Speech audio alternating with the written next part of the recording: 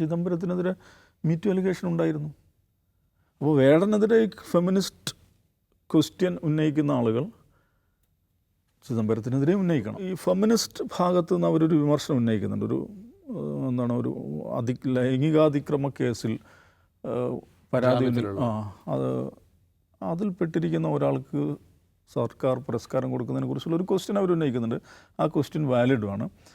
പക്ഷേ അതിനെല്ലാം അവാർഡ് കൊടുത്തിരിക്കുന്നത് അദ്ദേഹത്തിൻ്റെ കവിതക്കാണ്, പാട്ടിനാണ് അവാർഡ് കൊടുത്തിരിക്കുന്നത്. പക്ഷേ അതേസമയം നമ്മൾ കാണുന്നത് ഇതിൽ ചിദംബരം ബെസ്റ്റ് ഡയറക്ഷനും സ്ക്രിപ്റ്റ് റൈറ്റിങ്ങും ഗംഭീര അദ്ദേഹത്തിൻ്റെ തിരക്കഥയും സംവിധാനമൊക്കെ നിശ്ചയമായും അവാർഡിന് അർഹമായിട്ടുള്ള തന്നെയാണ്. ഇപ്പം അത് ജാനേമൻ മുതൽ ആ ഒരു ജീനിയസ് പ്രദർശിപ്പിച്ചിട്ടുള്ള ഒരാളാണ് ചിദംബരം. പക്ഷേ ചിദംബരത്തിനെതിരെ മീറ്റു അലിഗേഷൻ ഉണ്ടായിരുന്നു.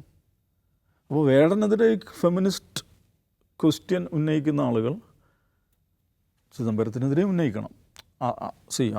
ആ പോയിൻ്റ് വാലിഡ് തന്നെയാണ്, അങ്ങനെ ഉന്നയിക്കാൻ പാടില്ല എനിക്ക് അഭിപ്രായമില്ല. പക്ഷേ അത് വേടനെതിരെ മാത്രമാകുമ്പോൾ, ചിദംബരത്തിനെതിരെ വരാതിരിക്കുമ്പോൾ അതിൽ ചില പ്രശ്നമുണ്ട്. ആ ചോദ്യം ഉന്നയിക്കുന്നവർക്ക് നിശ്ചയം ഉന്നയിക്കാം. പക്ഷെ അതേസമയം വേടൻ ഈ പറഞ്ഞവർ നമ്മുടെ ഈ ഒരു അബറേഷൻ നമ്മുടെ ഗാനരംഗത്ത്, ജനകീയ ഗാനരംഗത്ത് അല്ലെങ്കിൽ മലയാളം ഇൻഡസ്ട്രിയിൽ തന്നെ ഒരു വ്യതിചലനത്തിന്, ഒരു മാറ്റിച്ചവിട്ടലിന് തുടക്കം കുറിച്ച ഒരാളാണ്. അങ്ങനത്തെ ഒരാളുടെ സംഭാവനകളെ അംഗീകരിക്കുക, അതിനെ സല്യൂട്ട് ചെയ്യുക എന്ന് പറയുന്നത് വളരെ പ്രധാനമാണ്.